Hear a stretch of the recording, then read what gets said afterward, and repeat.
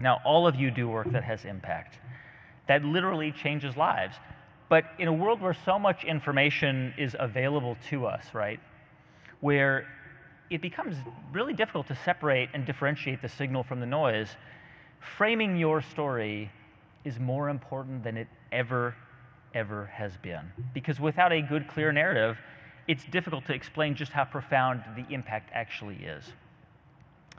So there's a quote that I think about a lot, and I've been thinking about a lot over the past few weeks, knowing that I would come speak to you. And it's a quote that I have in my office by the Dalai Lama.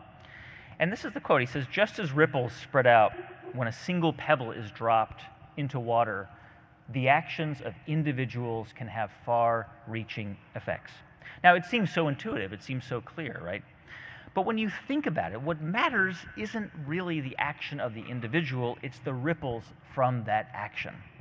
All of us know the story of one of the most remarkable women in American history, Rosa Parks. And the story most of us know is that on December 1st, 1955, Rosa Parks was tired. She was tired after a day of pressing and ironing trousers. And we know that soon after she boarded that bus in Montgomery, Alabama, it filled up. Now, Rosa Parks was sitting in the section that was designated for African Americans, for non-whites.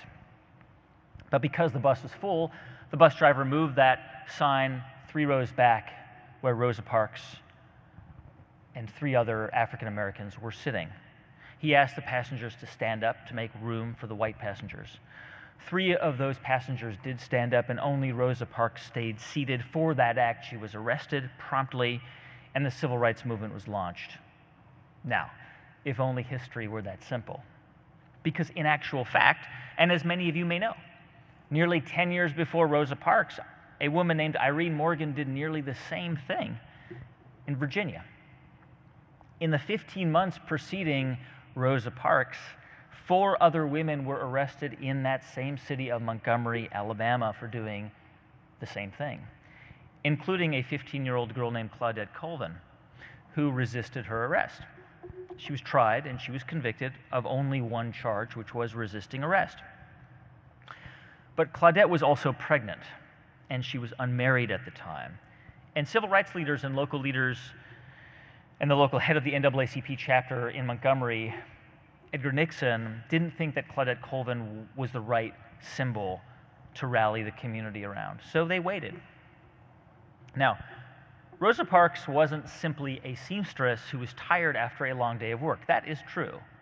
But she was also a volunteer at the NAACP, and she also worked part-time as a secretary to Edgar Nixon. She was aware of Claudette Colvin. She knew about her story.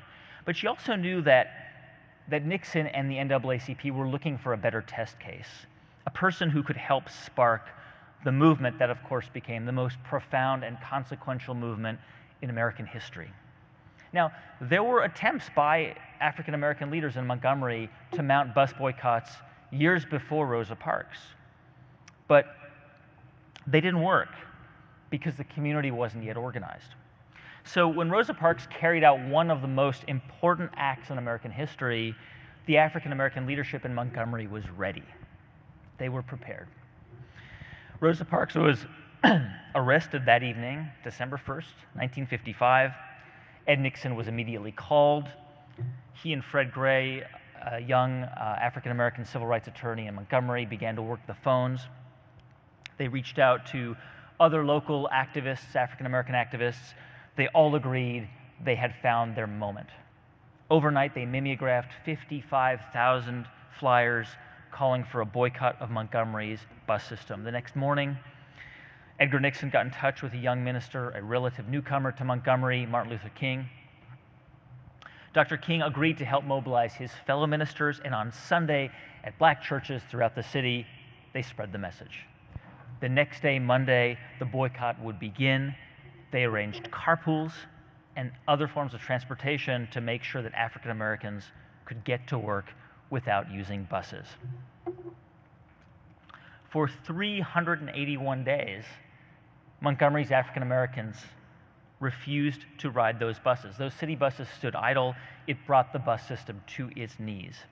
And in fact, the only thing that saved it from total collapse was a Supreme Court order forcing the city of Montgomery to repeal its law on segregation, bus segregation. So Rosa Parks was an individual, but the ripple effect of her single act, the organization, the collaboration, the common mission, that's what changed the country, and that's what changed the world. Now, could the Rosa Parks story have happened without the organization, without the leadership, without the community that was ready and in place to turn that single act into the most powerful social movement in American history? Maybe it's possible, but far less likely. Because the civil rights movement was, in many ways, the perfect movement.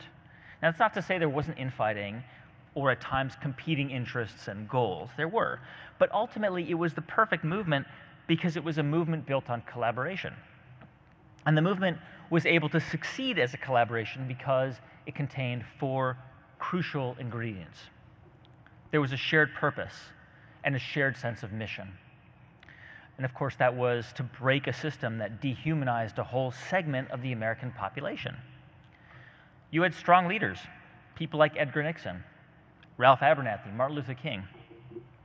You had an organization in place that was built and ready when the time was right to launch. It wasn't just the NAACP, but other activists and church leaders across the South who could mobilize their supporters and congregants quickly.